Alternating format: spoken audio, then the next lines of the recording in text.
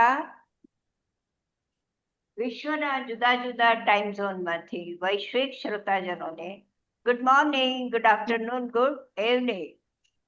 ગુજરાતી સાહિત્ય ફોરમની આજની રવિવારની સભાના વિદુષી વક્તા નંદિની ત્રિવેદી, તેમનો પરિચય આપનાર લંડનથી ભારતીબેન બોરા અને આભાર વ્યક્ત કરનાર વંદના દેસાઈ સહિત હું આપ સૌનું હાર્દિક સ્વાગત કરું છું.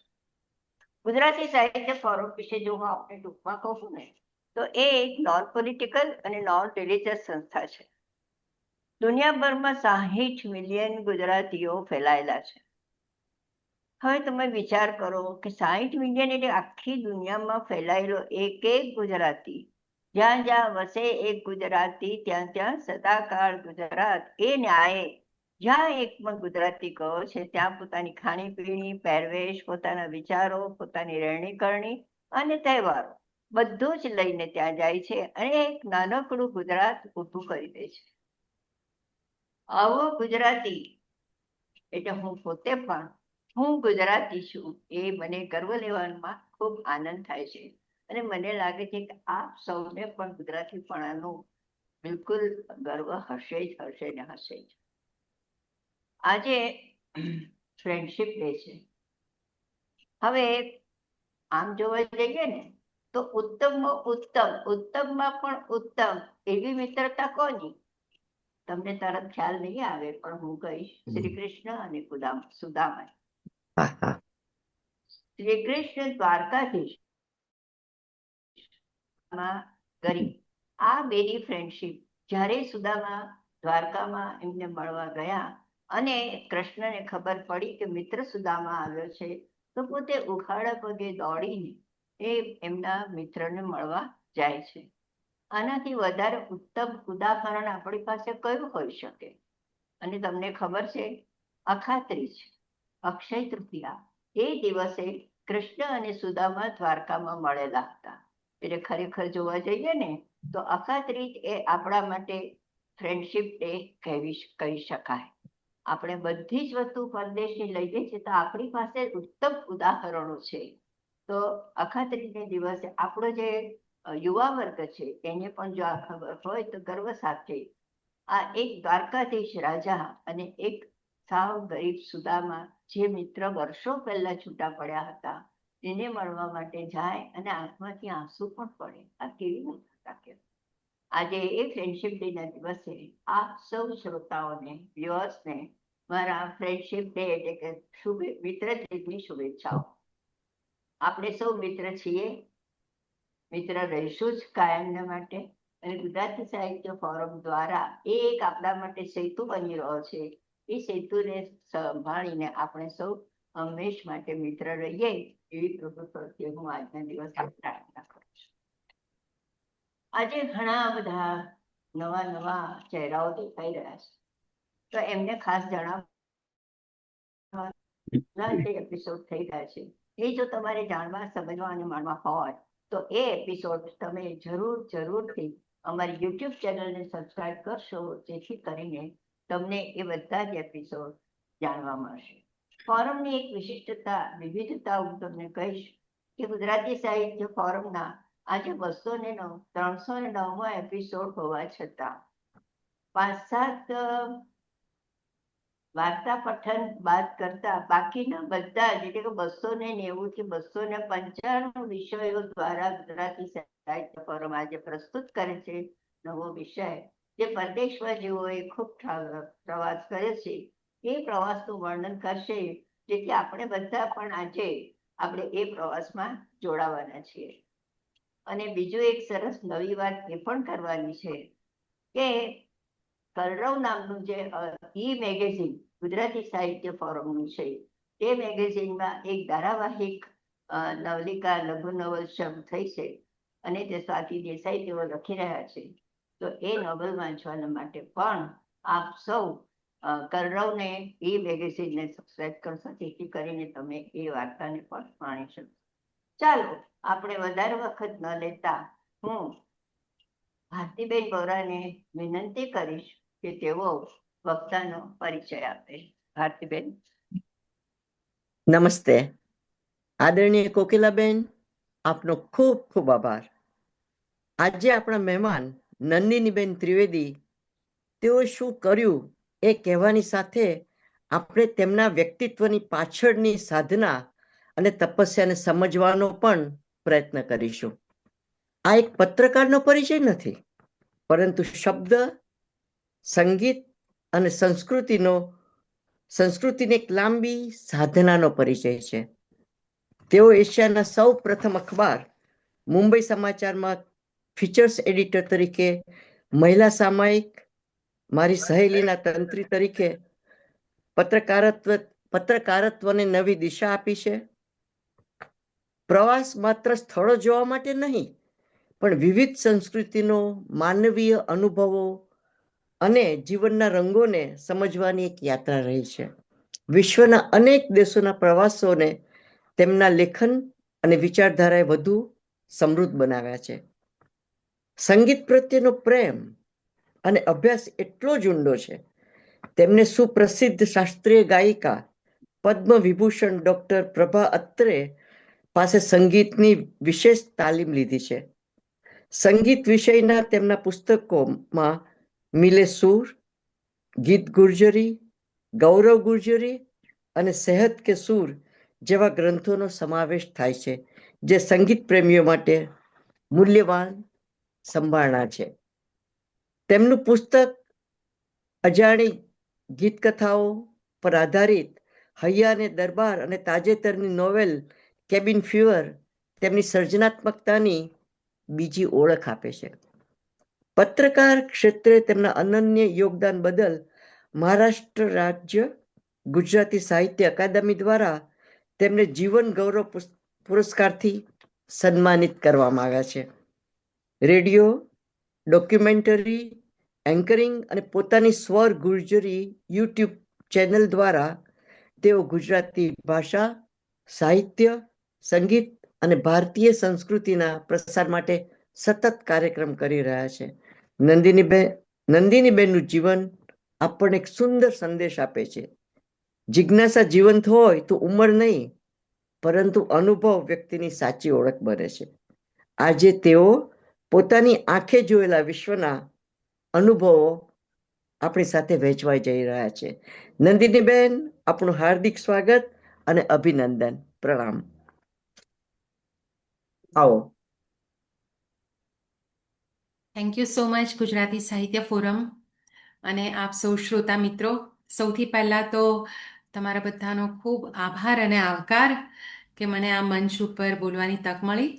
અને આજે ફ્રેન્ડશિપ ડે છે, જેમ કોકિલાબેને કહ્યું, તો આ બધા મિત્રો છે, નવા મિત્રો છે, કેટલાક પરિચિત પણ છે. તો એ બધા મિત્રોને હેપી ફ્રેન્ડશિપ ડે.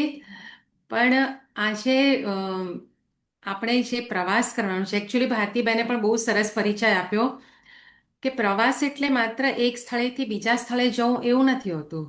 એ બહુ મોટું અનુભવનું ભાથું હોય છે. અને એ અનુભવના આધારે આપણે ઘણું બધું જિંદગીમાં જોતા હોઈએ છીએ, શીખતા હોઈએ છીએ. તો આજે મારે મુખ્યત્વે એ વાત કરવાની છે કે પ્રવાસ દરમિયાન મને જે અનુભવ થયા. હકીકતમાં મને કોકિલાબેન એમ કહ્યું કે તમે સ્પેન અને પોર્ટુગલ, જે મેં હમણાં રિસન્ટલી એની વિઝિટ કરી હતી, અને અમારા ફેમિલીમાં ડેસ્ટિનેશન વેડિંગ હતું, એટલે બહુ સરસ રીતે એક્સપ્લોર કર્યા હતા. પણ પછી મને એમ વિચાર આવ્યો કે બીજા ઘણા એવા કન્ટ્રીઝ છે જ્યાં મેં છેલ્લા લગભગ 10-15 વર્ષમાં બહુ જ ટ્રાવેલ કર્યું છે. તો સામાન્ય રીતે પ્રવાસ એટલે આપણા માટે શું હોય? તો મોટાભાગે આપણે એવું, એકચ્યુઅલી હું જે વાત કરીશ ને એમાં ક્યાંક સંગીત અને ગીત તો આવશે, કારણ કે પ્રવાસ દરમિયાન પણ મારા મગજમાં ગીતો બહુ ચાલતા હોય છે. એટલે કદાચ તમને ગમે બી ખરું અને ગમે તો ગાજો પણ ખરા. તો મોટાભાગના લોકો માટે કેવું હોય કે પ્રવાસ એટલે દિલ ઢૂંઢતા હૈ फिर वही फुर्सत के रात दिन बैठे रहे तस्वुरे जाना किए हुए दिल ढूंढता है फिर वही फुर्सत के રાત દિન. એટલે આપણે મોટા ભાગે કેવી રીતે પ્રવાસ કરીએ કે જોબ હોય, આપણો બિઝનેસ હોય, આપણું કામ હોય, તો એ દરમિયાન આપણે એટલા બધા થાકી ગયા હોય, ત્રસ્ત થઈ ગયા હોય, એટલે આપણને એમ થાય કે ચલો ફુરસત કે રાત દિન શોધવા નીકળીએ. અને એ પણ બહુ મોટી વસ્તુ છે, કારણ કે આપણી રોજિંદી જે ઘટમાળ છે એમાં આજના જમાનામાં તો એટલી બધી કોમ્પિટિશન છે, એટલા સ્ટ્રેસ છે, તો કુદરત જ આપણું બહુ મોટું ચાલક બળ છે કે આપણને જીવંત રાખે, આપણને જીવતા રાખે, આપણને મજા કરાવે. તો આજે આપણે કુદરત સાથે મૈત્રી કરવાની છે. આપણે બધા તો મિત્રો છીએ જ, પણ મૈત્રી આજે કુદરત સાથે કરવાની છે, કેટલાક સ્થળો સાથે કરવાની છે, કેટલાક દરિયાઓ સાથે, પહાડો, નદીઓ, ઝરણા, આ બધા આજે આપણે મિત્રો બનવાના છે. તો મને એવું લાગે છે કે પ્રવાસ એટલે મુક્તિની દિશામાં પહેલું કદમ. આપણી જે બધી ઘણી વખત એવા પણ મેં કેટલાક જોયા છે કે ડર લાગે બહાર નીકળતા. હું તો એકલા પણ બહુ ટ્રાવેલ કરું છું, પણ હિંમત જ ના થાય, અરે આટલે બધે દૂર કેવી રીતે જવાય. હવે લેહ લદ્દાખનો મેં પ્રવાસ કર્યો હતો, એ બહુ ટફ છે, તમને બધાને ખબર હશે. એટલે પહેલા લોકો તો એમ જ માને કે ના ના, એમ તો લેહ લદ્દાખ તો કંઈ જવાતું હશે, ત્યાં તો હાઈ ઓલ્ટિટ્યૂડમાં તમારો ઓક્સિજન ઘટી જાય અને તમને હોસ્પિટલમાં દાખલ કરવું પડે. એટલે પહેલેથી જ એવા ભય હોય, એમાં ઘણા ના નીકળે. કેટલાકને એવું લાગે, એવા મારા કેટલાક ઓળખીતા મિત્રો પણ છે, એમ કે આખી દુનિયામાં ક્યાંય પણ ફરો તો પાન, પાણીને પથરા, એના સિવાય શું જોવા મળે, એના કરતાં ટીવી પર જોઈ લેવાનું. પણ પ્રવાસ એ માત્ર પાન, પાણીને પથરા નથી. એનું એક સૌંદર્ય છે, એ જોવાની દ્રષ્ટિ જુદી હોય છે. જે કોકિલાબેને કહ્યું કે ઘણા, હું જે વાત કરીશ એમાંની ઘણી બધી જગ્યાઓએ તમે બધા ગયા હશો, પણ તમે જે રીતે જોયું હોય એના કરતાં કદાચ મને કંઈક જુદું લાગ્યું હોય. તો આજે એવા કેટલાક સ્થળો વિશે મારે વાત કરવી છે, અને એ સ્થળો કરતાં પણ મારા અનુભવો મારે કહેવા છે. કેટલીક જગ્યાએ એટલા બધા ફની અનુભવ થાય, કેટલીક જગ્યાએ એટલા બધા ટચી અનુભવ થાય, તો એ અનુભવ બહુ પ્રવાસને સમૃદ્ધ બનાવે છે. તો હું મારો જે પહેલો ઇન્ટરનેશનલ પ્રવાસ છે એની વાત કરું. 2002માં, ત્યાં સુધી મેં કોઈ ભારતની બહાર કશું જોયું નહોતું. અને જર્નલિસ્ટ તરીકે અને થોડું જ તમે સારું લખતા હો, તો તમને કેટલીક સંસ્થાઓ અથવા તો કેટલાક ગ્રુપ્સ હોય, એ લોકો તમને ઇન્વાઇટ કરે અને પછી આપણને લઈ જાય, અને ત્યાં જઈને આપણે એ જગ્યા વિશે જોવાનું, લખવાનું અને લોકો સુધી એ વાત પહોંચાડવાની કે આ જગ્યાની આ બધી ખાસિયતો છે. તેવી રીતે સૌથી પહેલો પ્રવાસ કરવાનો મોકો મને મળ્યો નેપાળમાં. નેપાળ એ મારું ફર્સ્ટ ડેસ્ટિનેશન. હવે 2002માં હું જર્નલિઝમમાં થોડીક નવી હતી, ઇન્ટરનેશનલી તો ટ્રાવેલ કર્યું જ નહોતું. ફની વસ્તુ એ હતી કે મારી પાસે પાસપોર્ટ જ નહોતો. એ જમાનામાં પાસપોર્ટ વિના નેપાળ જવાતું હતું, એટલે એનો બહુ મોટો પ્રોબ્લેમ નહોતો. પણ અમારા જે ટીમ લીડર હતા એ મને કહે કે તમારી પાસે બીજું કયું આઈડી છે? મેં કહું મારી પાસે કોઈ આઈડી જ નથી, હું પોતે જ છું આઈડી. તો કે કશુંક તો હશે ને, કંઈક તો હશે ને, કંઈ વોટર કાર્ડ? મેં કહું ના, એ પણ નથી. હતું પણ કંઈક ખોવાઈ ગયું હતું, એ વખતે નહોતું. તો મને કે તમારી પાસે શું છે? તો મેં કહું મારી પાસે રેશન કાર્ડ છે. તો બધાને બહુ ફની લાગ્યું કે રેશન કાર્ડ ઉપર તો કોઈ નેપાળ લઈ જતું હશે. પછી મેં એમને કહ્યું, મેં કહું જો હું બેગ તૈયાર કરીને એરપોર્ટ આવીશ અને ઇનકેસ મને ના પાડશે તો બધાએ પાછા આવવું પડશે, કારણ કે હું પાછી નહીં આવું એરપોર્ટ પરથી. અને પછી તો અમે ગયા એરપોર્ટ અને પહોંચ્યા, ને કસ્ટમને બધું ઇમિગ્રેશનમાં જવાનું હતું ને મને આઈડી પ્રૂફ માંગ્યું. મેં કહું મારી પાસે કંઈ નથી. મેં રેશન કાર્ડ બતાવ્યું તો એને બી હસવું આવી ગયું. મને કહે કે इसके ऊपर तो नहीं जा सकते हैं. તો મેં કહું કે મને મારા ટીમ લીડરે કહ્યું કે આનો વાંધો નથી. પછી તો બધી બહુ માથાકૂટ કરીને અલ્ટિમેટલી ઘણા મારા બધા ફ્રેન્ડ્સ કે તારામાં કંઈક કન્વિન્સિંગ પાવર છે કે લોકો કન્વિન્સ થઈ જાય છે, અને છેવટે મેં કન્વિન્સ કર્યા. અને રેશન કાર્ડ ઉપર મેં પહેલી ઇન્ટરનેશનલ ટ્રીપ કરી હતી, એ હજુ મને યાદ રહી જાય. અને પછી નેપાળ વિશે તો તમે બધા જાણતા જ હશો કે બહુ જ સુંદર જગ્યા, હિમાલય અને ગંગા, એ બંને એવી એક પ્રાકૃતિક ગોદ છે મારા માટે કે જાણે આપણને હિપ્નોટાઇઝ કરતા હોય, ખેંચતા હોય એવું લાગે. અને ત્યાં તો એનું સૌંદર્ય અદ્ભુત હતું. પણ આ એક મારા માટે બહુ મોટો ઇન્સિડન્ટ હતો કે રેશન કાર્ડ લઈને હું ગઈ હતી. ને પછી તમે એવરેસ્ટ પર જે અમારે ટ્રાવેલ કરવાનું હતું, એ બહુ જ નાનું પ્લેન હતું અને એમાં અમને 4 કે 5 જણે લઈ ગયા હતા. અને અડધે પહોંચ્યા, ઓલમોસ્ટ એવરેસ્ટની ટોચ ઉપરથી અમે ફ્લાય કરી રહ્યા હતા, અને એટલું બધું ખરાબ હવામાન હતું, તો આખું પ્લેન હાલક ડોલક થતું, તો અમને એટલી બધી ડર લાગી ગયો. તો પાયલટે કહ્યું કે આગળ જવું છે કે પાછા જવું છે, તો બધા એકી અવાજે કહ્યું કે ના, અમારે આગળ નથી જવું, કારણ કે સખત રીતે આખું વિમાન ને એનું જે ફ્લક્ચ્યુએટ થઈ રહ્યું હતું એ સખત હોરિફાઈંગ હતું. એટલે આ બે અનુભવ નેપાળ અમારા માટે બહુ જ યાદગાર રહ્યા. એ પછી મેં એવી જ રીતે એક જર્નલિસ્ટોને, ભારતના 7 જર્નલિસ્ટ, એમને સ્વિસ ગવર્મેન્ટે ઇન્વાઇટ કર્યા હતા. અને મારી સેકન્ડ ટ્રીપ પણ સ્વિટ્ઝરલેન્ડની એવી જ રીતે થઈ હતી કે અમે લોકો જુદી જુદી ભાષાના અખબારોમાંથી જર્નલિસ્ટ ત્યાં ગયા, અને પહેલી વખત સ્વિટ્ઝરલેન્ડ એ રીતે જોયું.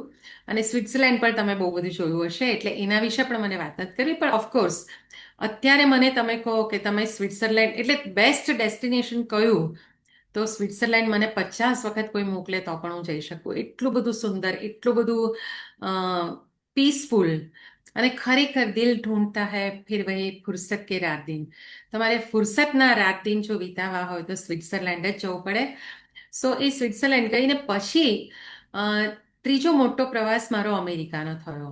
અમેરિકામાં મારા બહુ જ બધા કઝિન્સ ને મારા માસી ને બધા બધા રહે છે. અને એ વખતે પણ મારી એક કઝિન પારો લઈને, એના દીકરાનું કંઈક લગ્ન હતું અને અમે ગયા હતા, અને પછી હું લગભગ 1.5-2 મહિના રહી હતી.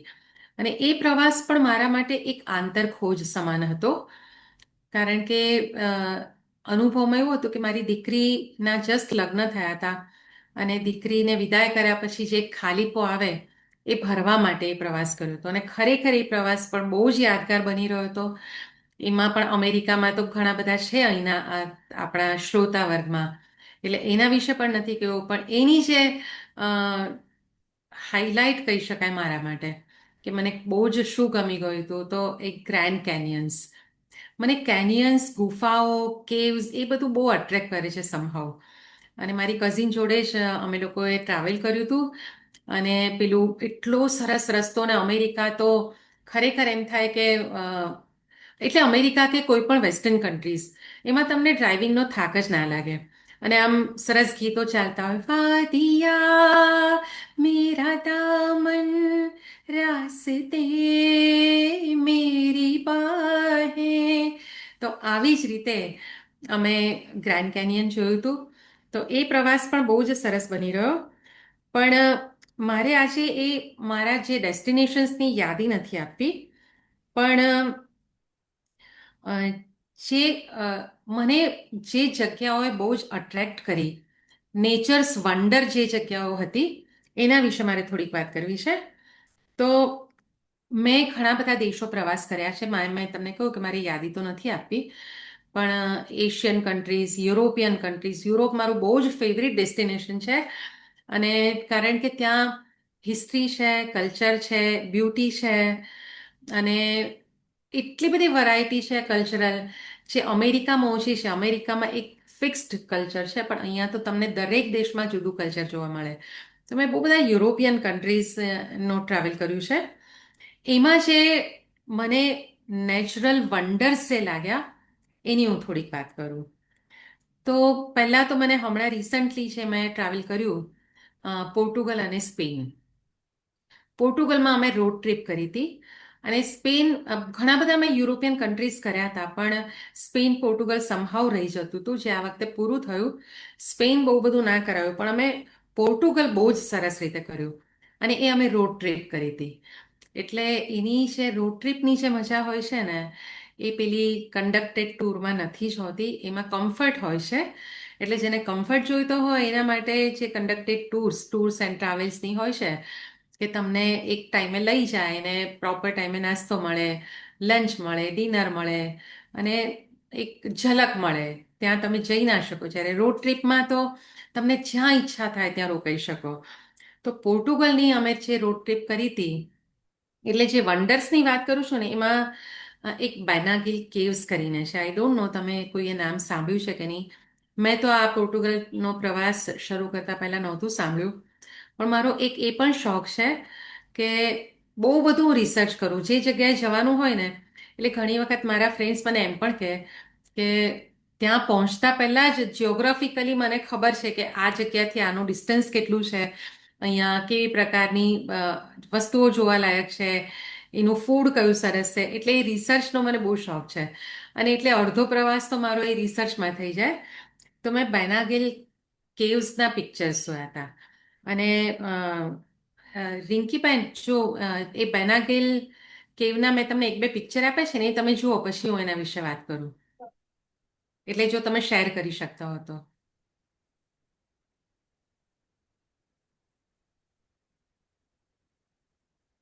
હા, આ જો બેનાગિલ કેવ્સ છે, આ એટલાન્ટિક ઓશન છે અને એમાં 15 ગુફાઓ આવેલી છે. અને આ જે ગુફાઓ અને એનો ઉપરથી જે આખો પેલો એક રાઉન્ડ દેખાય છે ને, એ તો એટલું બધું સુંદર જગ્યા હતી કે આખી ગુફાઓની વચ્ચેથી એક ઉપરથી આટલી બધી સરસ લાઇટ આવે અને એની વચ્ચેથી તમારી હોડીઓ જાય. તો આ એક અદ્ભુત જગ્યા છે. આ જો તમે જોઈ શકો છો, અહીંયા કાયાકિંગ થઈ શકે છે. એટલે તમે તમારી રીતે કંઈ ના કરી શકો. ના, આ ડુરો વેલી છે. હા, ધીસ ઇઝ ધ વિડીયો, એનો વોઇસ છે.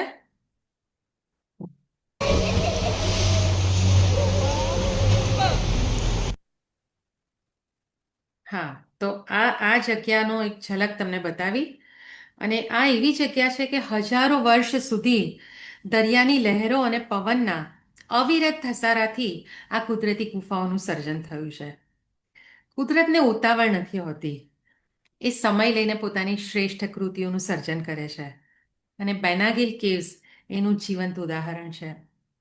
પ્રકૃતિએ અહીં જાણે પોતાની સૌથી સુંદર રચના રચી હોય એવી 15-17 જે કેવ્સ છે, એની વચ્ચેથી સ્પીડ બોટમાં તમે ત્યાં આગળ એ લોકો તમને લઈ જાય રાઈડ કરવા. અને એની જે મજા છે એ તમે હજુ સુધી એ મારા મન પર એક બેનાગિલ કેવ્સની જે અનુભૂતિ હતી એ હજુ પણ તાદ્રશ્ય છે. એવી એક બીજી જગ્યા જે મને લાગી, જે નેચરલ વન્ડર કહી શકાય, એ ટર્કીમાં પમક્કુલે અને કાપાડોકિયા. એ કદાચ તમે નામો સાંભળ્યા હશે. ટર્કી પણ બહુ જ કઈ આ વર્સટાઇલ, જે બહુ જ બધી એટલે વસ્તુઓની એમાં તમને ઝલક જોવા મળે.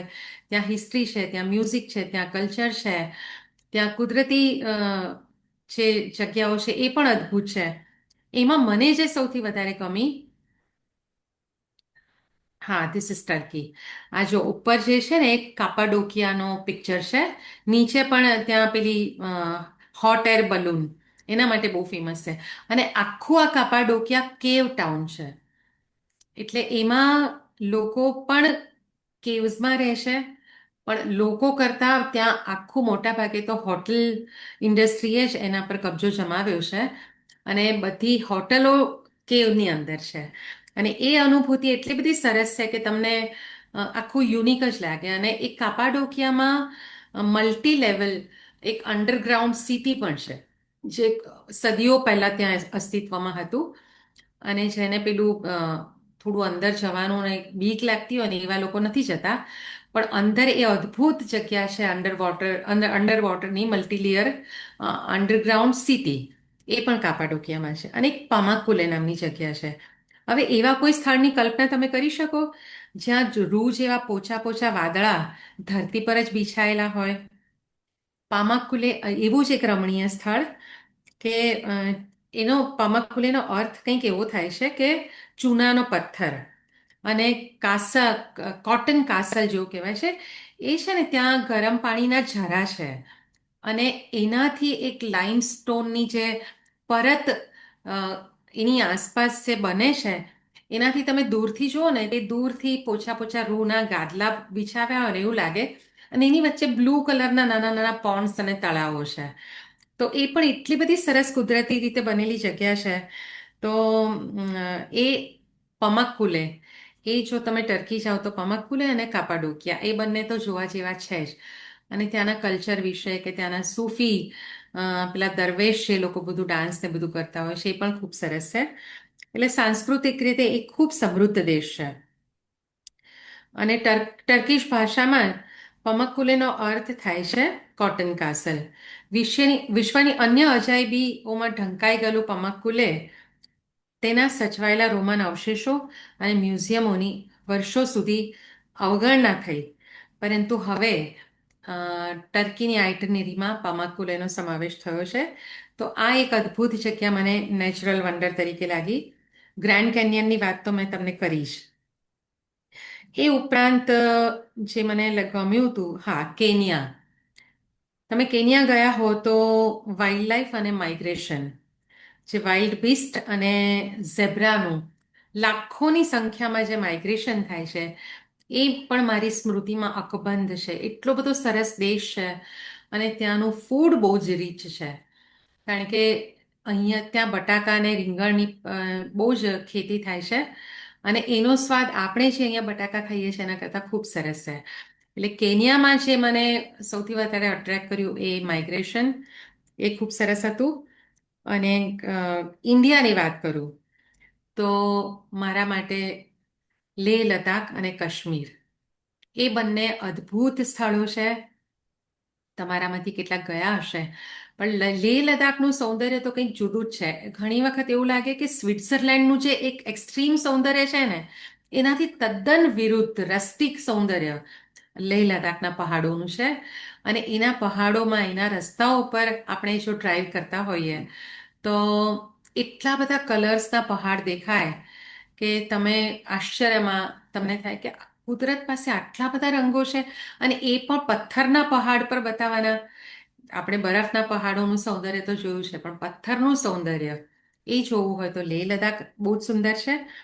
અને નેચરલ વન્ડર તો ના કહેવાય, પણ આ જગ્યાઓની વાત કરું છું એટલે મને કાશ્મીરની પણ વાત હમણાં કરવી છે કે હમણાં 2 વર્ષ પહેલાં જ અમે લોકોએ કાશ્મીરની ટ્રીપ કરી હતી. અને અમે જે કાશ્મીર જોયું છે કદાચ કોઈએ નહીં જોયું હોય. અમે લગભગ 17 દિવસ ત્યાં પ્રવાસ કર્યો અને એવી એવી જગ્યાઓ જોઈ છે જે અત્યારે રિસ્ટ્રિક્ટેડ છે. આમે ત્યાં ઓલવેઝ ટેન્શન હોય છે. પ્રવાસીઓ ઘણી બધી વખત નથી પહોંચી શકતા, નથી જઈ શકતા. એવા સંજોગોમાં અમે લકી હતા કે અમે પીઓકે સુધી પહોંચી શક્યા હતા. અને ત્યાંના એની પીઓકે અને ઇન્ડિયાની વચ્ચે એક નદી છે જે ત્યાંના લોકો નીલમ નદી તરીકે ઓળખાય છે ને અહીંયા આપણે કિશનગંગા કહીએ છીએ. તો ત્યાંથી આપણને વેવ પણ કરે એ લોકો. અને ઘણી વખત આપણને એમ થાય કે આ બધા છે જિયોગ્રાફિકલ બાઉન્ડ્રીઝ આપણે ઊભી કરી છે, પોલિટિકલ ટેન્શન ઊભા કર્યા છે, પણ ત્યાં જઈએ તો આપણને આખું જુદું જ દ્રશ્ય જોવા મળે. એની પાછળ પણ કદાચ કોઈક રાજકારણ હોય એવી વાતો ચાલે છે, પણ આપણે એ રાજકારણમાં નથી પડવું. પણ કાશ્મીરની જે બ્યુટી છે એ પણ અદ્ભુત છે. અને એમાં પણ અમને એવા એવા કંઈક અનુભવો થયા હતા કે ત્યાંના એક જે પીઓકે છે, પાકિસ્તાન ઓક્યુપાઈડ કાશ્મીર, તો એવી એવી આપણને દુઃખ થાય, રડવું આવે એવી સ્ટોરી કે એક માણસ એકલો જ બેઠો હતો અને અમે એની પાસે ગયા તો એને કહ્યું કે મારું અહીંયા કંઈ જ નથી, હું ઇન્ડિયામાં રહી ગયો છું ને હવે મારાથી જઈ શકાય એમ નથી, મારું ફેમિલી ત્યાં છે પીઓકેમાં. એવા તો કેટલા બધા ફેમિલીઝને અમે મળ્યા કે કોઈકના મા બાપ ત્યાં છે અને છોકરાઓ અહીંયા રહી ગયા છે, કેટલાકના મા બાપ અહીંયા રહી ગયા હતા કાશ્મીરમાં અને બાળકો ત્યાં છે. અને એ લોકો આપણને બહુ જ સરસ રીતે ટ્રીટ કરે કે આપ હમારે વહાં આવો, આપ ખાના ખાઓ. તો આ પણ એક બહુ જ ઇન્ટરેસ્ટિંગ આમાં કાશ્મીરની વાત નીકળી છે. તો મારો ભાઈ છે એના દીકરાએ કાશ્મીર પર ડોક્યુમેન્ટરી બનાવી છે અને એક આતંકવાદી પર એ ડોક્યુમેન્ટરી હતી, આયરન મેન કરીને. અને એ આતંકવાદીના ઘરે જઈને અમે ભોજન પણ કર્યું છે, જે હવે આતંકવાદી બની નથી રહ્યો પણ એ કંઈક સ્પોર્ટનો કોચ બની ગયો છે. અને બહુ જ બધા બાળકોને એ ત્યાં આગળ સ્પોર્ટ્સની બધી પેલી વિધિ કઈ આવે છે, વોટર સ્પોર્ટ્સ નહીં, આપણે સ્નો સ્પોર્ટ્સ, સ્નોબોર્ડિંગ એ શીખવાડે છે. એટલે મને આ બધા પ્રવાસમાં આ બધી વસ્તુમાં બહુ રસ પડે કે મને લોકલ લોકો સાથે વાતચીત કરવી ગમે, એ લોકોની કહાનીઓ જાણવામાં રસ પડે. હવે અમે એ જે ટેરરિસ્ટ હતો એના ઘરે જમવા ગયા હતા, એણે એટલા બધા પ્રેમથી અમને આવકાર્યા કારણ કે અમે લોકો ફિલ્મ બનાવી રહ્યા હતા, એટલે મારો ભાઈ અને એનો દીકરો સુરીલ દેસાઈ, એટલે પાર્ટ ઓફ ધેટ અમને ઇન્વાઇટ કર્યા હતા. પણ એ લોકોની વાત સાંભળીએ તો મને આપણને એમ થાય કે પેલું ગીત છે ને સોનુ નિગમનું, પંછી પંછી નદિયા પવન કે ઝૂકે કોઈ સરહદ ના ઉસે રોકે. એટલે આ બધું આપણા લિટરેચરમાં, સાહિત્યમાં, સંગીતમાં આપણે બહુ જ એકતાની વાત કરતા હોય છે, પણ ગ્રાઉન્ડ રિયાલિટી બહુ જુદી હોય છે. અને એ જ્યારે તમે પ્રવાસ કરો ત્યારે તમને આવી બધી જગ્યાએ જોવા મળે. તો એ રીતે ઇન્ડિયાની વાત કરું તો મારા માટે બેસ્ટ છે કાશ્મીર અને લેહ લદ્દાખ. હવે જે હમણાં રિસન્ટલી મેં ટ્રાવેલ કર્યું સ્પેન ને પોર્ટુગલનું. સ્પેન વિશે હું બહુ ના કહી શકું કારણ કે મેં ખાલી બાર્સેલોના અને મેડ્રિડ એ બે જ સિટી જોયા. પણ પોર્ટુગલ મેં બહુ સરસ જોયું, પણ મને એક બીજો અનુભવ શેર કરવો છે અહીંયા પણ. મારી બાર્સેલોનાની ફ્લાઇટ હતી અને હું હમણાં મેમાં ગઈ હતી. મેમાં બહુ જ વોરની સિચ્યુએશન હતી. આપણને બધાને ખબર છે અત્યારે મિડલ ઇસ્ટમાં સખત ક્રાઇસિસ છે અને એ વખતે તો એકદમ પીક પર હતું. એટલે ડર પણ બહુ જ હતો કે જવું ન જવું. અને એવા સંજોગોમાં ટિકિટ થઈ ગઈ હતી, બુકિંગ થઈ ગયા હતા બધા. એટલે એમ થયું કે ચલો જઈએ ને. અહીંથી મુંબઈથી હું એકલી જ ટ્રાવેલ કરવાની હતી. હવે મારે દુબઈ હોલ્ટ હતો અને દુબઈમાં હું ઉતરી તો હું શોક થઈ ગઈ કારણ કે તમે બધાએ જોયું છે કે દુબઈ તો કેટલું બધું હેપનિંગ એરપોર્ટ છે. ત્યાં લાખો લોકોની અવર જવર હોય અને હું લગભગ 10 વાગે કંઈક લેન્ડ થઈ તો ગણ્યા ગાંઠ્યા 50 માણસો મને દેખાય એટલે વધારે મને ડર લાગ્યો કે આવી આવી સિચ્યુએશનમાં હું અહીંયા એક સ્ત્રી તરીકે શું કરીશ. પણ હવે ત્યાં રોકાયા સિવાય છૂટકો નહોતો ને મારી બાર્સેલોનાની ફ્લાઇટ 2:30 વાગ્યાની હતી. 5 કલાક કાઢવાના હતા અને કોઈ પણ ટાઈમે મિસાઇલ એટેક થઈ શકે એ તો દહેશત હતી જ. એટલે જ્યાં થર્ડ જે ફ્લોર પર છે ત્યાં આગળ બાર્સેલોનાની ફ્લાઇટ આવે ને ત્યાં તો ગણીને 25 માણસ આખા એરપોર્ટ પર. એટલે અંદરથી તો એટલા બધા ધબકારા વધી ગયા હતા કે શું થશે શું નહીં. એવામાં મને એક માણસ ત્યાંનો લોકલ એટલે કે એરપોર્ટ ઓથોરિટીના જ કોઈક માણસ મને દેખાયો. તો મેં એને પૂછ્યું કે આટલા બધા ઓછા લોકો કેવી રીતે. તો એ કે મેડમ રોજની અહીંયાથી 25 ફ્લાઇટો રાતે ઉડતી હતી એના બદલે અત્યારે 5 જ ફ્લાઇટ જાય છે. એમાંથી 2 ફ્લાઇટ જતી રહી છે અને 2 બાકી છે. એટલે એમાં જે લોકો આવશે અને મારે હોલ્ટ વધારે હતો એટલે કે ધીમે ધીમે થોડા લોકો આવશે પણ અત્યારે તો આટલા જ છે. અને કે ગમે ત્યારે અમને અને દરરોજ સાયરન વાગે અને આખા એરપોર્ટમાંથી બધાએ નીચે બેઝમેન્ટમાં જતા રહેવાનું અને બેઝમેન્ટ બહુ જ સુરક્ષિત છે. ત્યાં કોઈ જ ભય નથી કારણ કે અમારી ગવર્મેન્ટ એટલે કે દુબઈની ગવર્મેન્ટે બહુ જ વ્યવસ્થિત બધા પ્રવાસીઓ માટે સગવડો રાખેલી હતી. એટલે કે કોઈને કશો પ્રોબ્લેમ નથી થતો. પણ આવું સાયરન વાગે તો બી પ્રિપેર્ડ કે છેક નીચે જઈને જતા રહેવાનું. એટલે ઓર ધબકારા વધી ગયા. પછી એવું થયું કે હું બેઠી હતી ને મારી બાજુમાં એક ભાઈ આવીને બેઠા એટલે મને ઇન્ડિયન લાગ્યા. તો એમણે મારી સામે સ્માઇલ કર્યું અને મને કે આપકો કહા જાના હૈ. તો મેં કહું બાર્સેલોના. એને પણ ઇન્ડિયન સમજીને વાત કરી હશે. પછી મેં કહ્યું કે મને આ બધું ડર પણ છે થોડોક. એ તો કે આપકો કોઈ લેને આને વાલા હૈ. મેં કહ્યું કે નહીં કોઈ નથી આવવાનું કારણ કે મેં બાર્સેલોનામાં મારે જે એરબીએનબી બુક કર્યું હતું એ મોડેથી મળી શકે એમ હતું અને નવા સિટીમાં નવી રીતે એક્સપ્લોર કરવાનું, આટલી મોટી 24 કિલોની બેગ લઈ જવાની એટલે ત્યાં આગળ પેલું સ્ટોરેજ માટે શું ને મેં બધી બહુ જ મહેનત કરીને બધી તપાસ કરી હતી પણ એ બધું પ્રેક્ટિકલી પોસિબલ નહોતું લાગતું. તો એ ભાઈએ મને એમ કહ્યું કે મેરા ઘર બાર્સેલોના મેં હૈ એટલે કે એનાથી 30 કિલોમીટર દૂર હતું અને કે આપ મેરે ઘર આ જાના અને હું તમને જમાડીશ અને પછી તમારે જ્યાં જવું છે ત્યાં મૂકી જઈશ. હવે તદ્દન અજાણી વ્યક્તિ આપણને આવું કે એટલે પહેલાં તો થોડો ડર લાગે કે એના ઘરે આપણે કેવી રીતે જઈએ. પછી એણે મને વાતમાં કહ્યું કે મારી વાઈફ મને લેવા આવવાની છે, એ સ્પેનિશ છે અને એ તમને એવું લાગે તો તમે અમારી જોડે આવજો. પછી અમે બાર્સેલોના ઉતર્યા અને એની વાઈફ પણ લેવા આવ્યા હતા. એમને બિચારાને અંગ્રેજી પણ ના આવડે પણ પેલા ભાઈ મીડિયેટર તરીકે હું જે કહેતી હતી એ એને કહેતા હતા ને એ જે કહેતા હતા એ મને કહેતા હતા. એ મને કહે કે મને બહુ સરસ મસાલા ખીચડી આવડે છે અને તમે મારા ઘરે આવો ને અમારા ઘરે તો વાઇનરીઝ છે, તમને સરસ વાઇન પીવડાવશું અને પછી તમારા ત્યાં જે એરબીએનબીનું તમે બુક કર્યું છે ત્યાં અમને મૂકી જઈશું સાંજે 4 વાગે. તો મેં કહ્યું કે તો પણ મારી હિંમત ના ચાલી કારણ કે અત્યારે જે બધી સિચ્યુએશન છે એ પ્રમાણે you have to be careful. તો મેં કહ્યું કે ના ના હું પછી ક્યારેક આવીશ. એના વાઈફ બહુ સારા હતા અને પછી એ ભાઈએ મને એરપોર્ટ પર 5 કલાક કંપની આપી કે આપ અકેલી कैसे बैठोगी તો હમ આપકો કંપની દેતે हैं. હવે તદ્દન અજાણ્યા દેશમાં, અજાણ્યા સિટીમાં અજાણી વ્યક્તિ કોઈ આપણા માટે આટલું બધું કરે ને પછી તો મને ખબર પડી કે એમના વાઇફ એક્સ મેયર પણ રહી ચૂક્યા હતા. અને પછી એમણે કહ્યું કે અભી નેક્સ્ટ ટાઈમ આપ આવો તો હમારે ઘર હી રહેના. એટલે અજાણ્યા દેશમાં કેવા કેવા લોકો આપણને મળતા હોય છે. તો આ બધી મને વસ્તુઓ બહુ જ ગમે છે. એટલે આ એક વસ્તુ મારે તમને કહેવી હતી. હવે પોર્ટુગલની જે બહુ જ વસ્તુઓ મને ગમી એમાં 2-3 વસ્તુ. એક તો આખું વાઇન કન્ટ્રી છે.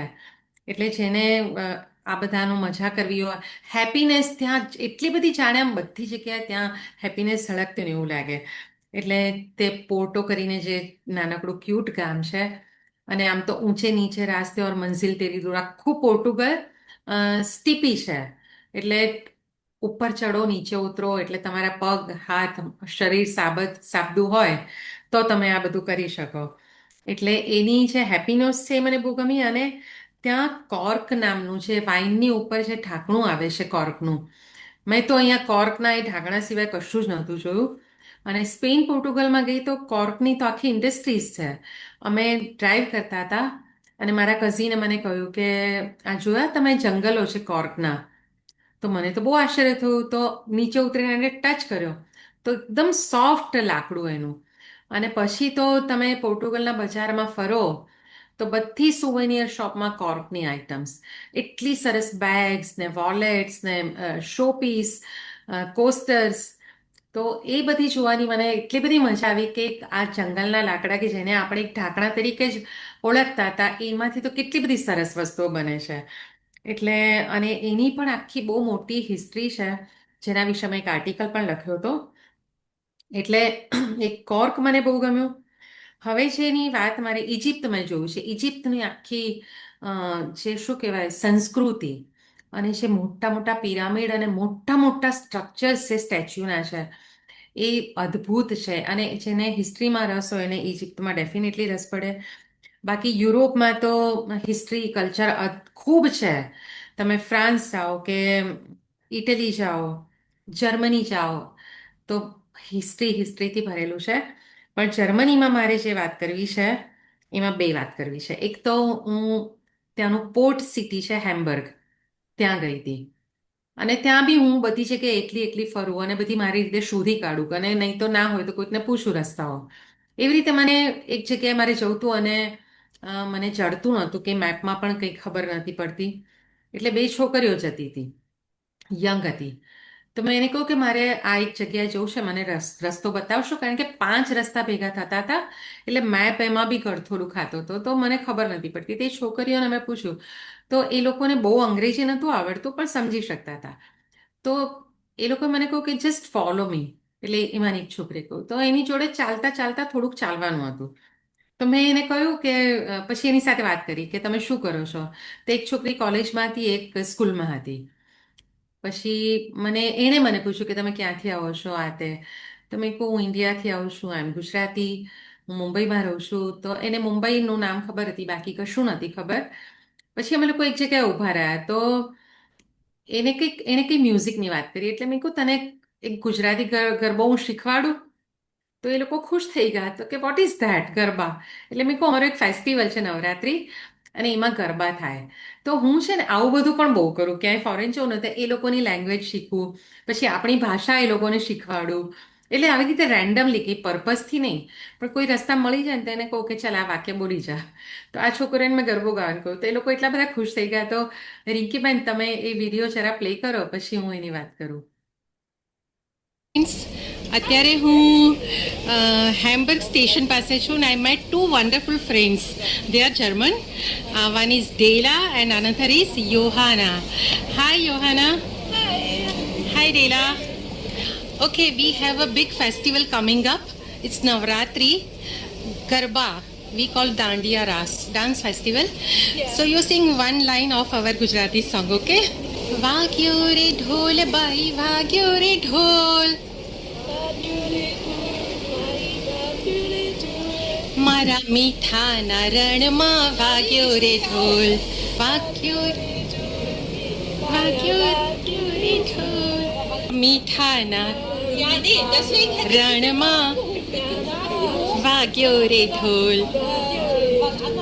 Thank you so much, Johanna and Dela. એટલે જોયું તમે કે એ લોકોને પણ બહુ મજા આવે. એટલે આપણે છે ને આમ ઘણી વખત લેંગ્વેજના પ્રોબ્લેમ હોય, આ બધા યુરોપિયન કન્ટ્રીઝમાં તો બહુ હોય છે. પણ તો પણ ગમે તે રીતે આપણે એ લોકોનું થોડાક બે ચાર વાક્યો શીખી લેવાના. હું ફ્રાન્સ જાઉં કે જર્મની જાઉં, ત્યાં બહુ જ લેંગ્વેજના પ્રોબ્લેમ થાય છે. તો બેઝિક વાક્યો શીખીને જઉં અહીંયાથી કે આ જગ્યાએ જવું છે તો કેવી રીતે જવાનું, પછી આને શું કહેવાય, અમુક ફૂડ આઇટમ્સના નામ શીખી લઈએ અને પછી આવી રીતે એક્સચેન્જ કરી લેવાની લેંગ્વેજ કલ્ચર, તો બહુ મજા પડે. એવી રીતે જર્મનીમાં એક બેનને ત્યાં પણ હું ગઈ હતી ને એમને ત્યાં પણ બહુ જ સરસ અનુભવ હતો. તો લંડનમાં મેં જે એરબીએનબી કર્યું હતું, મને એરબીએનબીમાં કોઈક રહેતું હોય ને એવી જગ્યાએ પણ મજા આવે કે એક રૂમમાં પોતે રહેતા હોય અને બાકીના એરબીએનબીમાં જે ટુરિસ્ટ હોય એને આપતા હોય. તો મેરી કરીને એક લેડી હતી અને એની સાથે અમારી એટલી બધી દોસ્તી થઈ ગઈ કે સાંજે હું ને મારી ફ્રેન્ડ હતા ત્યાં આગળ રોકાયા હતા. તો રાતના અમે તો અહીંયાથી આપણને એઝ યુઝ્યુઅલ ગુજરાતીઓનો તો થેપલા અને બધું રેડી ટુ ઈટ પેક ને બધું લઈ જવાની ટેવ હોય જ. એટલે અમે રાતના એ બનાવીએ ને તો એટલી બધી એને મજા આવે. તો પછી એને એવું થયું કે એ પણ એનું બનાવીને ખવડાવે. એમાં એને કશું જ આવડતું નહોતું, પણ તો બી એ ટ્રાય કરે, બ્રેડમાંથી કંઈક ટ્રાય કરે બનાવવાનું. અને પછી તો એટલી બધી દોસ્તી થઈ ગઈ હતી કે છેલ્લા દિવસે તો એણે અમને એની ગાડીમાં કેટલીક જગ્યાઓ જે અમે નથી જઈ શક્યા એવી જગ્યાઓ એ જોવા લઈ ગયા હતા. એટલે મારા માટે પ્રવાસ એ માત્ર એક જોવાનું સ્થળ કે ફુરસત કે રાત દિન કે અનવાઇન્ડ થયા. ઘણાને એવું હોય કે 5 સ્ટાર હોટલમાં જઈને આમ બસ મજા કરવાની, સરસ ખાવા પીવાનું, એવું પણ ગમે ક્યારેક. પણ મને કલ્ચર એક્સચેન્જ કરવામાં બહુ જ રસ પડે, મને ભાષા એક્સચેન્જ કરવામાં બહુ જ રસ પડે, મને લોકોને મળવામાં બહુ રસ પડે, મને ત્યાંના હિસ્ટ્રીમાં બહુ રસ પડે. જર્મનીમાં અમે લોકોએ ફેરીટેલ કાસલ જોયો, એટલે જગ્યાઓ તો ત્યાં પણ બહુ જ સુંદર છે. પણ એક જગ્યા મને જોવાની બહુ જ ઈચ્છા હતી અને કોન્સન્ટ્રેશન કેમ્પ જે મ્યુનિકમાં છે. અને બર્લિનમાં જે વોલ તૂટી હતી એ બર્લિનનો હિસ્ટ્રી. એટલે એ આપણે જો હિસ્ટ્રી સાંભળીએ અને એ લોકોની જે કોમેન્ટ્રી આપણે એ લોકો સંભળાવતા હોય તો આપણને ખરેખર દુઃખ થાય કે કેવી દુનિયા છે અને કેવી કેવી રીતે લોકો જીવ્યા હતા. અને કોન્સન્ટ્રેશન કેમ્પની તો આપણે જે વાત સાંભળીએ એમાં તો મેં થોડુંક લખ્યું છે કારણ કે હું કંઈ મિસ ના કરી જાઉં. તો ઇતિહાસમાં અને ખાસ કરીને બીજા વિશ્વયુદ્ધ તથા જર્મન હિસ્ટ્રીમાં જેમને રસ હોય ને એમણે આ સ્થળની મુલાકાતે જવું જ પડે. એ મ્યુનિકથી થોડેક દૂર, લગભગ અડધો કલાકના અંતરે ડકાઉ નામનું એક પ્રાચીન નગર છે અને માત્ર 48,000ની વસ્તી ધરાવતું આ નગર કોન્સન્ટ્રેશન કેમ્પને લીધે વિશ્વ પ્રસિદ્ધ છે. હચમચાવી નાખે એવું આ સ્થળ તમને વિશ્વમાં બીજે ક્યાંય નહીં જોવા મળે. દુનિયા આખીમાં બદનામ કોન્સન્ટ્રેશન કેમ્પમાં હિટલરની નાઝી પાર્ટીએ યહૂદીઓ તથા અન્યોને કેવા રીબાવીને મોતને ઘાટ ઉતારેલા એની આબેહૂબ ઝલક આપણને જોવા મળે. અને એના જે બંકર્સમાં કેવી રીતે કેદીઓને રાખતા હતા, એમના પર કેવા અત્યાચારો થયા હતા, અને એમાં કેટલીક સ્ત્રીઓ પણ હતી. મોટા ભાગે પુરુષ કેદીઓ હતા પણ સ્ત્રીઓને પણ આવી રીતે રીબાવીને મોતને ઘાટ ઉતારી હતી. એમાં પછી યહૂદીઓ હોય, હિટલરના વિરોધીઓ, પત્રકારો, કલાકારો સહિત લગભગ 2 લાખ જણને અહીં બંદી બનાવવામાં આવ્યા હતા. અને આ કેદીઓને રીબાવીને ઊંધા લટકાવી અમાનવીય અત્યાચાર આચરી ઊભી કોટડીમાં પૂરવામાં આવતા, ચાબખા ખાવા પડતા, ઝાડ કે થાંભલા પર એમને ઊંધા લટકાવાતા અને અટેન્શનની મુદ્રામાં કલાકો સુધી ઊભા રખાતા. આવી પરિસ્થિતિમાં લગભગ 40,000 કેદીઓ અહીંયા મૃત્યુ પામ્યા હોવાનો સત્તાવાર આંકડો જાહેર થયેલો છે. એટલે આવી ઘટનાઓ પણ આપણે જોઈએ તો આપણને એમ થાય કે વિશ્વમાં કેવું બન્યું હતું અને કઈ દિશામાં જઈ રહ્યું છે. પણ એ આખી વાત બહુ જુદી છે. સ્પેનમાં જે મને બહુ જ ગમ્યું એ ત્યાંનું આર્કિટેક્ટ પેલું સરગાડા ફેમિલિયા, જે ગાઉડીની કલ્પના શક્તિ, ત્યાંનો ગાઉડી બહુ જ મોટો આર્કિટેક્ટ હતો અને એમણે બહુ જ સરસ સ્ટ્રક્ચર્સ ને બધા મોટા મોટા મ્યુઝિયમ્સ ને બહુ જ સુંદર બનાવ્યું છે, જે ઘણા તમે લોકોએ કદાચ જોયું હશે કારણ કે સ્પેન તો બહુ મોટું ટુરિસ્ટ ડેસ્ટિનેશન છે. એટલે આ બધા જે દેશો છે કે સિટીઝ છે એનામાંથી આપણે ઘણું બધું શીખવા મળે છે. એની સંસ્કૃતિમાંથી, એની ભાષા પાસેથી, એના લોકો પાસેથી. એટલે ન્યુયોર્કની વાત કરો તો ન્યુયોર્ક અને લંડન મને બહુ મુંબઈ જેવા લાગે.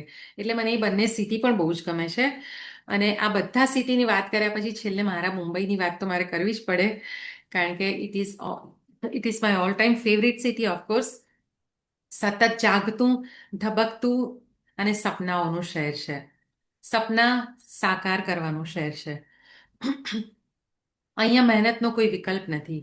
દરિયાદિલ લોકો અને ટ્રેનની ગતિ સાથે જ જીવનની ગતિ ચાલે છે.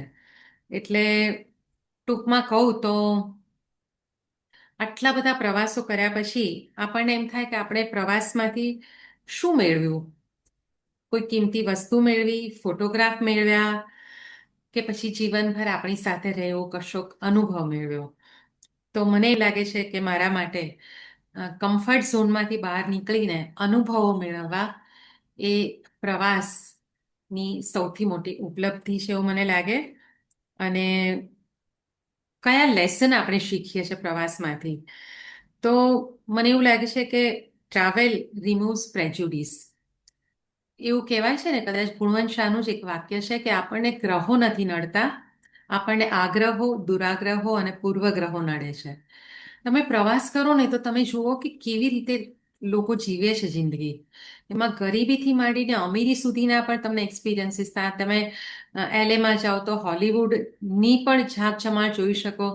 અને કોઈ પહાડમાં જાઓ, લેહ લદ્દાખ કે એવા કોઈ પણ પહાડી જગ્યાએ તમે જાઓ, તો એ લોકો કેટલી ખડતલ ને કેવું જિંદગી જીવતા હોય છે કે જ્યાં 6 મહિના એ લોકો પહાડ પર રહેતા હોય અને જ્યારે બરફ થાય ત્યારે દર 6 મહિને એમણે ઘર બદલીને નીચે તળેટીમાં આવવું પડે. આટલી બધી હાર્ડશીપમાં લોકો જીવતા હોય છે. એટલે આપણને આ બધું પ્રવાસ શીખવાડે છે કે મેપ્સ એ ખાલી મેપ નથી બની રહેતા, પણ આપણા માટે મેમરી બની રહે છે. અને દરેક કલ્ચરનું પોતાનું એક રિસ્પેક્ટ છે. આપણે એ રિસ્પેક્ટ એ લોકોને આપવું પણ જોઈએ, અને એ લોકો પણ આપણી સંસ્કૃતિને રિસ્પેક્ટ આપે. એક રિસ્પેક્ટની ભાવના પણ પ્રવાસ દરમિયાન આપણે શીખીએ છીએ. અને લેંગ્વેજ ભલે ડિફર થતી હોય, પણ લોકોના ચહેરા પરનું સ્મિત, એમની લાગણી, એમનો પ્રેમ, એ તો બધી જગ્યાએ સરખા જ હોય છે, જો આપણું હૃદય વિશાળ હોય તો. એટલે લોકો મને પૂછે કે કયો દેશ સૌથી સુંદર છે, તો હું કહું કે દરેક દેશે મને કંઈક આપ્યું છે, પરંતુ સૌથી મોટી ભેટ તો પ્રવાસે મને મારી જાત સાથે પરિચય કરાવ્યો એ આપી છે. આંતરખોજ, અંતરયાત્રા અને ખૂબ મજા કરવાની એ મારા માટે પ્રવાસ છે. સો આઈ થિંક જેટલું મારાથી શક્ય થયું એટલું મેં આમાં કવર કર્યું છે, અને તમને કદાચ આનંદ આવ્યો હશે. તમારે બધા એક મારી સાથે એક ગીત ગાવું હોય તો આપણે ગાઈ શકીએ, એનાથી એન્ડ કરીએ. हम है राही प्यार के, हमसे कुछ न बोलिए, हमसे कुछ न बोलिए, जो भी प्यार से मिला हम उसी के हो लिए, हम उसी के हो लिए, जो भी प्यार से मिला हम उसी के हो लिए. Thank you. ખૂબ સરસ નંદિનીબેન. છેલ્લે તમે કહ્યું હમ ઉસી કે હોલીએ. ખરેખર આપણે બધા ખૂબ ખૂબ ખૂબ સરસ રીતે તમારો પ્રવાસ માણ્યો, ને જ્યાં જ્યાં તમે ગયા છે એનું વર્ણન કર્યું એ પણ માણ્યું. અને તમારા અનુભવોથી મને એમ લાગે છે કે અનુભવોથી છે ને કેરેક્ટર બિલ્ડિંગ થતું હોય છે. આપણું જે ચારિત્ર્ય અને પર્સનાલિટીનો જે વિકાસ થાય છે તે એ બધું આપણે આપણા વક્તવ્યમાં જણાવ્યું છે. તો હવે કૌશલભાઈ ચોકસીનો પ્રશ્ન છે, તેઓને રજૂ કરવા વિનંતી. નમસ્તે નંદનીબેન. બહુ મજા આવી, ઘણું રિલેટ પણ કરી શકાય એવું છે. તમને એક થોડો ડેટા આપું કે મેં લગભગ 5 મિલિયન માઇલ્સ એર માઇલ્સ મેં કર્યા છે જિંદગીમાં, 50 લાખ માઇલ. અને ચાઇના અને નોર્થ કોરિયાની બોર્ડરથી માંડીને ખરડુગલા પાસ, ઘણું એક જ વર્ષમાં ખરડુગલા પાસ, કેન્ડિયન રોકીઝ, માચુ પિચ્છુ, કોટાપાક્સી એક જ વર્ષમાં કરેલું છે. એટલે બહુ રિલેટ કરી શકું, ઘણું બધું રિલેટ કરી શકું. એટલે આઈ ઓલવેઝ છે કે ભાઈ હું 5 મિલિયન ગયો છું, એટલે એટલા જ ઓપિનિયન પણ છે. કારણ કે બહુ લોકોને મળ્યા, બહુ બધું બધા કે આપણે ઘણા ઘાટઘાટના પાણી પીવે. અને મોટાભાગે અમે જે પ્રવાસ કરીએ એ વન વે ટિકિટ લઈને જઈએ છીએ, એટલે ઓપન એન્ડેડ, એટલે 15 દિવસ 20 દિવસ. હા, કારણ કે ત્યાં તમે જે રહી અને ત્યાં તમે જે લોકોની જોડે ગ્રોસરી સ્ટોરમાં જાઓ ત્યાં તમે જો, અને જે તમને કલ્ચરનું ન્યુઆન્સીસ તમને જે ખબર પડે એ પ્રવાસી તરીકે, ખાલી પ્રવાસી તરીકે તમે એ પ્રમાણે કરી રહ્યા છો. તો હવે એક થોડો સિરિયસ ક્વેશ્ચન છે આમાંથી. હમ બહુ ફરક, કારણ કે હું સ્પેન અને પોર્તોમાં તો હું રહ્યો છું અને હમ બાર્સિલોનામાં પણ રહેતો હતો. તો અત્યારે શું છે કે ઓવર ટુરિઝમ થઈ રહ્યું છે, હા, વેરી ટ્રુ. રાઈટ? 7-8 સિટી યુરોપમાં હમ થોડું ઓછું બી કરી રહ્યા છે. અને તમે અત્યારે જાપાન જાઓ છો સ્પ્રિંગમાં, ચેરી બ્લોસમ વખતે, તો હું જોક કરું છું કે તમારે આડા ચાલવું પડશે, એટલી બધી ગીર્દી હોય છે. આઈ તમારે એટલી બધી ગીર્દી હોય છે.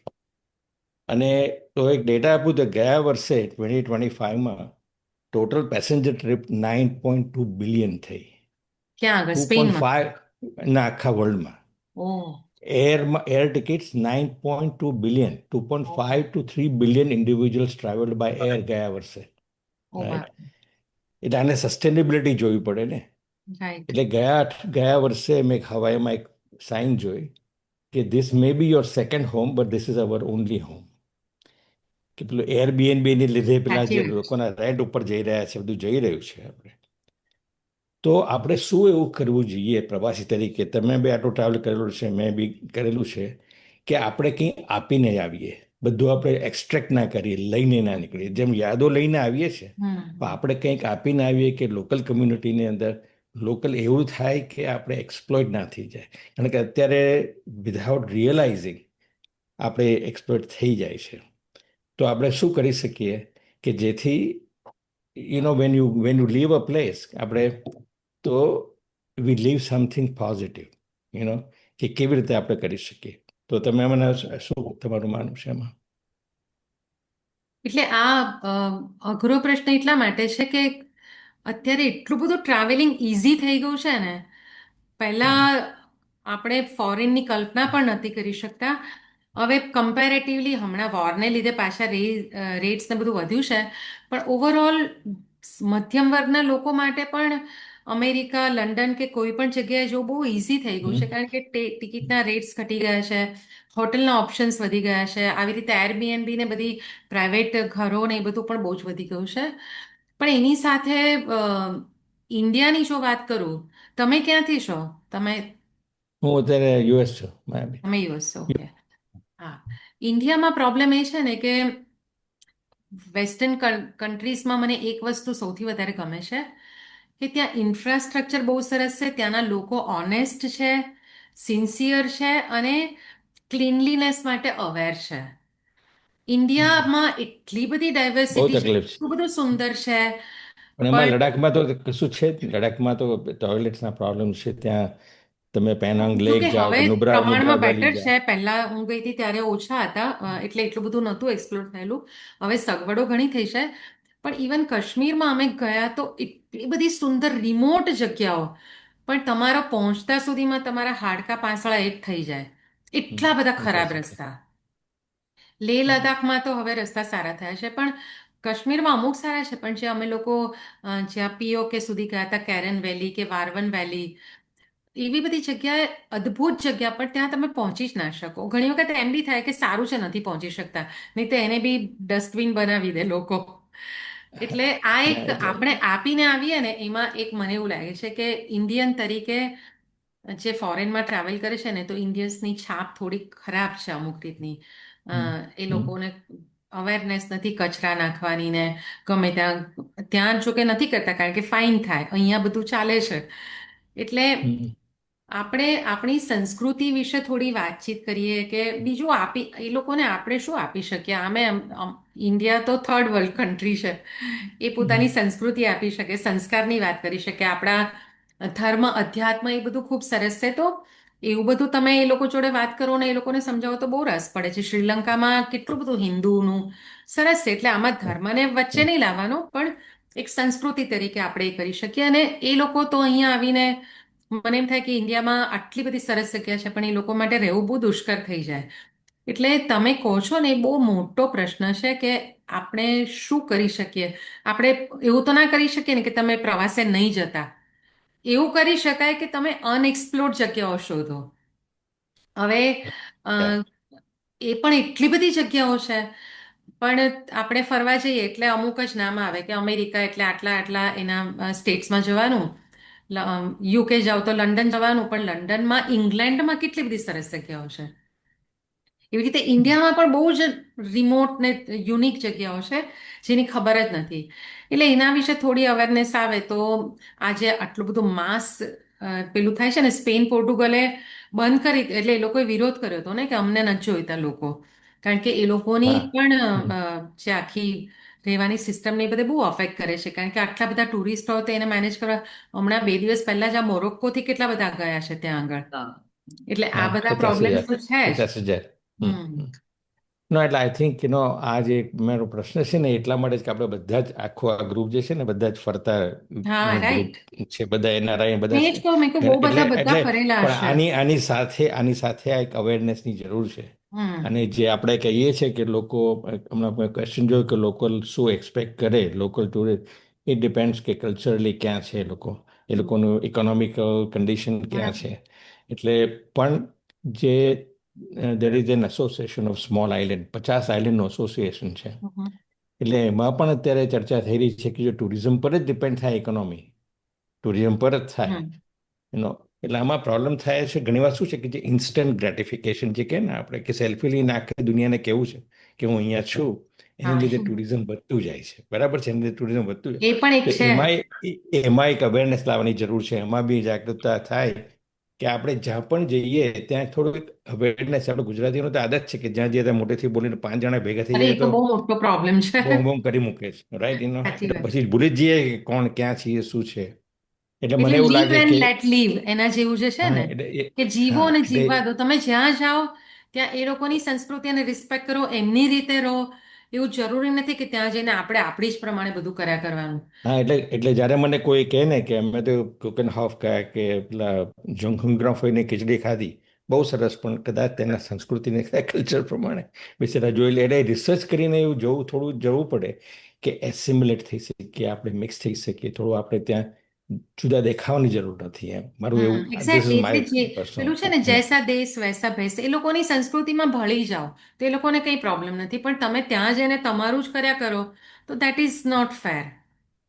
હા. 1995માં જ્યારે ચાઇના ગયેલો ત્યારે બેઇજિંગમાં કદાચ એમ્બેસી સિવાય હું એકલો ઇન્ડિયન હતો ત્યાં. ત્યારે તમે જુદા તરી જાઓ ત્યારે હા. ત્યારે એ જાગૃતતા રાખવી પડે કે લોકો જોઈ રહ્યા છે કે તમે ક્યાંથી છો ને તમે શું કરો છો, તમારું બિહેવિયર શું છે. એટલે બહુ સરસ, મજા આવી. Thank you. Thank you. હા. અશ્વિનભાઈ, કૌશલભાઈ તમને પૂછે, based on your experience, do you have understanding of what do local expect from tourists? તમારો જે પ્રશ્ન છે એ છે આમ તો. Maybe હા તો that's એટલા what you can give. Can you share your experience? ના એટલે આઈ થિંક આમાં હમણાં જે નંદીને પણ કીધું ને કે પહેલાં ઘણું બધું રિસર્ચ કરવું પડે તમારે, કે એ લોકોનું ફૂડ શું છે, એ લોકોનું રહેણીકરણી શું છે, એ લોકોનું કલ્ચર શું છે. એટલે એ જો અવેરનેસથી જાઓ તો ઘણા બધા તમારા કલ્ચરલ ન્યુઆન્સીસ તમે કરી શકો. તમે મુસ્લિમ કન્ટ્રીમાં જાઓ, હું હમણાં બાકુમાં હતો થોડા વખત પહેલાં, તો બાકુમાં પણ ક્રિસમસ એટલે જ ઉજવાય. 99% મુસ્લિમ, પણ એટલી જ ત્યાં ક્રિસમસ તો એટલે એ થોડી અવેરનેસ રાખીએ તો તમને વાત કરતા સમજ પડે, લોકોની જોડે વાત કરવાની સમજ પડે. પણ છતાં રિસર્ચ જે આપણે રિસર્ચ જે અત્યારે કરીએ છીએ ને, એ આપણે શું જોવું છે ને રિસર્ચ કરીએ છીએ. પણ આપણે જો એને આગળ જઈએ અને થોડું કલ્ચરલ રિસર્ચ કરીએ કે શું કરી શકીએ અને આપણે કેવી રીતે વી ગેવ અ ગુડ ઇમ્પ્રેશન, ત્યાં આપણે શું કરી શકીએ એ રિસર્ચ કરીને આપણે જઈએ તો વધારે સારું. કારણ કે દરેક કલ્ચરમાં જુદું હોય, રાઈટ? તમે નાના આઇલેન્ડ પર જાઓ અને કિટોમાં જાઓ કે કોટાપાક્સી જાઓ કે તમે માછુ પીછું જાઓ કે ઘણા બધા એના કલ્ચરલ ન્યુઆન્સીસ હોય છે. હવે તો ઇન્ટરનેટને એઆઈની લીધે બધી જ ખબર પડી શકે. તમે લાઈવ વિડીયોઝ પણ હોય છે. તમે જતા પહેલાં કસ્સાના પહેલાં તમે લાઈવ વિડીયો જુઓ તો તમે ખબર પડે કે આનો નેબરહુડ કેવું છે, કેવી રીતનું છે. તો એ પ્રમાણે તમે તમારું બિહેવિયર, તમારું જે અન્ડરસ્ટેન્ડિંગ છે એ તમે નક્કી કરી શકો એ પ્રમાણે. એટલે અને આમાં જે ટર્કીની મેં વાત કરી ને, એમાં પણ હું ટર્કી અમે લોકો ગયા પહેલા પણ ગઈ હતી, 2014માં ગઈ હતી ને ગયા વર્ષે પણ ગયા હતા. એ વખતે પણ કોઇન્સિડન્ટલી વોરની સિચ્યુએશન, એ વખતે ઇન્ડિયા અને પાકિસ્તાનનું વોર હતું. એ વખતે પણ એટલું બધું ટેન્શન, પણ અમે ટર્કી ગયા ને એ લોકોએ એટલું સરસ રીતે વેલકમ કર્યું છે કે we respect your religion, we respect your culture, અમે તમને કશું જ નહીં થવા દઈએ. અને આપણને જે ભાવે, એક હોટલમાં તો એટલી સરસ હોટલ હતી, મોટી હતી, તો રાઈટ પણ એ કહે કે તમને જે ફૂડ ભાવે એ અમે તમને બનાવીને આપશું. એટલે રિસ્પેક્ટ ઈચ અધર. બેઝિકલી આખી પ્રવાસમાંથી આ જ શીખવાનું છે કે બધી જગ્યાએ બધું જુદું હોય છે, પણ તમે તમારું જ ત્યાં લઈને જાઓ કે મને તો આમ જ જોઈશે, તો એવું ના ચાલે. તમારે ભળી જવું પડે બેઝિકલી. ભળી જવું પડે, બસ બરાબર છે. Turkey is my favourite, Istanbul is favourite city. ચાલો, થેન્ક યુ. તો ખૂબ જ સરસ રીતે તમારી પ્રવાસની વાતો કરી આજે. અને તમે કહો છો ને એમ કે ઘણી વખત એવું બને છે કે જ્યાં જઈએ ને ત્યાં લોકલ માણસને મળીએ ને તો જ આપણને સાચી ખબર પડે કે આ શું છે. બાકી આપણે આ કોઈ ટુરિસ્ટ જોડે જતા હોઈએ, કોઈ SOTC માંથી, એમાં મોટી મોટી 4 જગ્યા જોઈને પાછા ફરીએ. બરાબર. બાકી ત્યાંનું કલ્ચર શું છે, ત્યાંના લોકોના વિચારો શું છે, રહેણી કરણી, એ જો જોવું હોય ને તો જેમ કૌશલભાઈ કહ્યું, એક ઠેકાણે જઈને 10 દિવસ રહીએ તો જ ખબર. બહુ સાચી વાત. 2 દિવસમાં નીકળી જઈએ તો ના, પછી એ પેલી કન્ડક્ટેડ ટૂરમાં કેવું હોય, એક સાથે 10 કન્ટ્રી બતાવી દે યુરોપમાં, 10 દિવસમાં 10 કન્ટ્રી. એટલે આપણી ગણતરીમાં આવી જાય કે અમે આટલું ફર્યા, પણ ફર્યામાંથી મળ્યું શું તો ના, કશું કશું નહીં. એવું થાય. વેલ, ખૂબ સરસ. ભદ્રાબેન વડગામમાં છે, એમણે એવું કીધું કે મેં ગઈકાલે જ એક ફ્રેન્ચ સ્ત્રીને સમજાવ્યું કે આપણે હાથથી શા માટે ખાઈએ છીએ. કોને સમજાવ્યું? કોઈ ફ્રેન્ચ લેડી હશે. હાથથી શા માટે ખાઈએ છે એમ? હા. અચ્છા. એટલે એ પોતે બી લંડનમાં જ રહે છે, હા. ભદ્રાબેન વડગામમાં. રાઈટ, એમને હું મળીશું. હા. અને એમણે કહ્યું કે હવે તમે મારી જન્મભૂમિ ઝાંઝીબારમાં જજો, એવું લખ્યું છે. તમને ખબર હોય તો અશ્વિનભાઈ પૂછે છે કે ફાધર વાલિસે જે બહુ ટ્રાવેલ કરતા હતા, લોકલ્સને મળતા હતા, એમણે બુક લખેલી છે. મને નથી ખબર. ફાધર વાલેસે હા, એમણે કર્યું છે ને, લખેલી છે એમણે. આઈ થિંક લખ્યું છે, પણ મને નામ યાદ નથી. હવે આજે આપણે આખી દુનિયા ફરી આવ્યા નંદિનીબેન જોડે. આવતા વખત હવે નંદિનીબેને એમનો અમૂલ્ય સમય આપ્યો અને એમની જે જ્યાં ગયા એની બધી એટલી બધી રસપ્રદ વાતો કરી. આપણા બધા વ્યુઅર્સે પણ ખૂબ સરસ રીતે બધાએ સાંભળ્યું અને ઘણી બધી ચેટબોક્સમાં ઘણા બધા પોતપોતાના અભિપ્રાયો પણ આપ્યા છે. તો મને એવું લાગે છે કે જો આપણે આભાર ના કરીએ તો લઘુણા કહેવાય, કૃતજ્ઞ કહેવાય ને. તો વંદના દેસાઈને હું વિનંતી કરીશ કે તેઓ આભાર વ્યક્ત કરે. નમસ્તે. નમસ્તે. Thank you Kokilaben. આજે આભાર વિધિની તક આપવા બદલ ખૂબ ખૂબ આભાર. સાથે સાથે રિંકીબેન, કૌશલભાઈ, અલકાબેન, સ્વાતિબેન, સર્વનો ખૂબ ખૂબ આભાર. સૌ પ્રથમ તો આજના ફ્રેન્ડશિપ ડે ના દિવસે સૌને હેપી ફ્રેન્ડશિપ ડે. અને આજના આપણા ગૌરવવંતા વક્તા નંદિનીબેન ત્રિવેદીએ આપણને વિશ્વની યાત્રાનું ખૂબ સરસ વર્ણન આપણી સમક્ષ રજૂ કર્યું. આજના ફ્રેન્ડશિપ ડે ના દિવસે માનવીની સાથે કુદરતની મિત્રતા અંગે પણ એમનો જે નિર્દેશ છે એ ખરેખર ખૂબ જ પ્રેરણાદાયી છે. 10-15 વર્ષના પ્રવાસ દરમિયાન એમની જે અભિવ્યક્તિ એમણે જે આપણી સમક્ષ રજૂ કરી એ એમના ઊંડા અભ્યાસ તથા ત્યાંની જે સંસ્કૃતિ છે એ બધાનું એમણે એનું ચિત્ર આપણી સમક્ષ એમણે રજૂ કર્યું. એમણે દેશ વિદેશની યાત્રામાં Nepal, Switzerland, America, Europe, Portugal, Turkey, Spain, Egypt એવી અનેક જગ્યાનું રસપ્રદ વર્ણન આપણી સમક્ષ એમણે આપ્યું. આપણે કોઈ દ્વિધા હોય કે ભાઈ કઈ બેસ્ટ પ્લેસ આપણે જવું છે તો એનો ઉકેલ પણ એમણે સ્વિટ્ઝરલેન્ડ બતાવીને આપી દીધો.